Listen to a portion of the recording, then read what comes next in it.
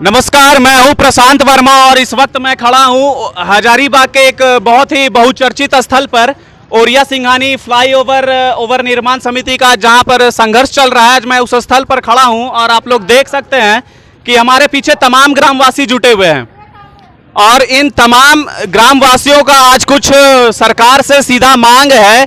लेकिन बड़ा विडंबना का बात है ये कि झारखंड में हर रोज कहीं ना कहीं पर धरना और प्रदर्शन होते रहता है, जो कि बड़ा दयनीय स्थिति बनकर हो गया आज राज्य का।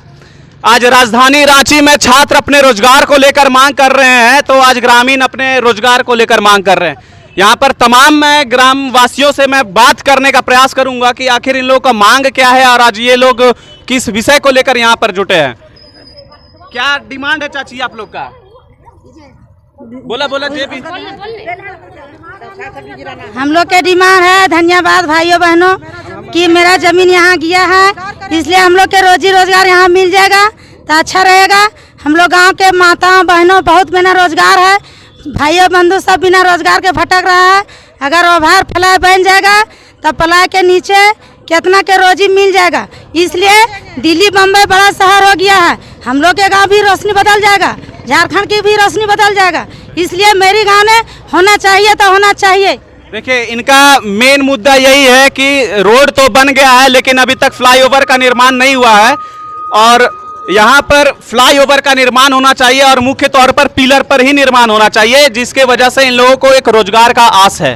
कहीं ना कहीं उन लोगों को थोड़ा बहुत छोटा मोटा कारोबार करने का अवसर मिल पाएगा। लेकिन यहाँ पर इन लोगों का आरोप लग रहा है ऐसा कि NHI पिलर पर ना बना करके वो ओवरब्रिज बना रही है, वो वॉल पर बना रही है और संभावना ऐसा जत रहा है कि लोगों का रोजगार पर भी ग्रहण लग जाएगा।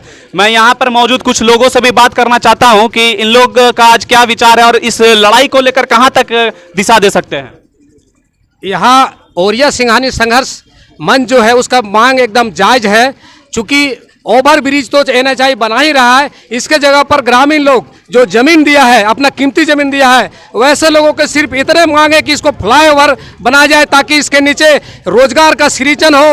और ये हर एक सरकार, चाहे केंद्र सरकार हो, राज्य सरकार हो, सभी चाहते हैं कि रोजगारों को रोजगार मिले, किसानों को अपना उचित मूल्य पर अपना जो संसाधन है, जो अपना खेती बाड़ी का सामान है वो बेचने का जगह मिले।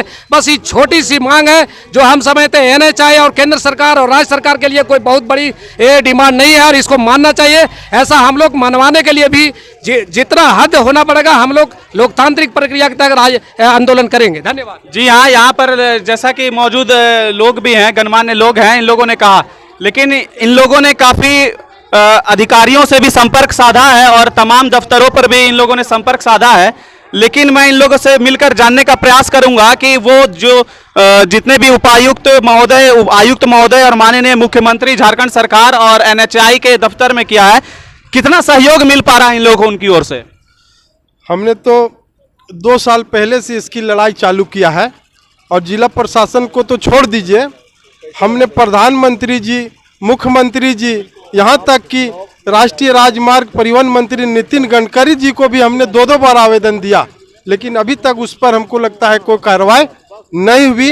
अंततः मजबूर होकर के हमको ग्रामीणों का सहयोग लेकर के ये कार्य करना पड़ रहा है। आपने जैसा कहा कि ओवरब्रिज बनने से तो हम लोगों के रोजगार पर ग्रहण लग ही जाएगा। अगर फ्लाईओवर बनता है तो रोजगार का सृजन होगा और लोग आत्मनिर्भर बनेंगे। अच्छा, मैं एक बात और है कि अगर सरकार आप लोगों की ये मांग को सुनने का प्रयास नहीं की तो फिर आप लोग आगे क्या आप लोगों का रणनीति होगा?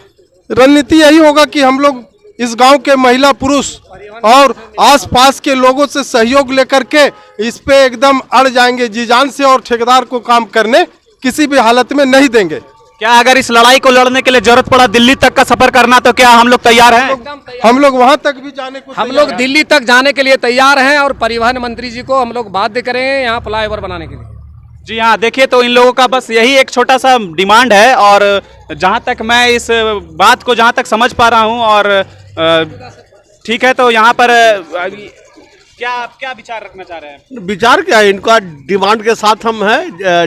डिमांड एकदम जायज है और ये किसी एक व्यक्ति का डिमांड नहीं, 10-12 गांव के लोगों का डिमांड है। और सबसे बड़ी बात है कि जो नियम है NHI का वो नियम के तहत NHAI काम करे। और जहां तक मुझे महसूस होता है कि ये हजारीबाग के इतिहास में ये पहला फ्लाईओवर का निर्माण होने जा रहा है।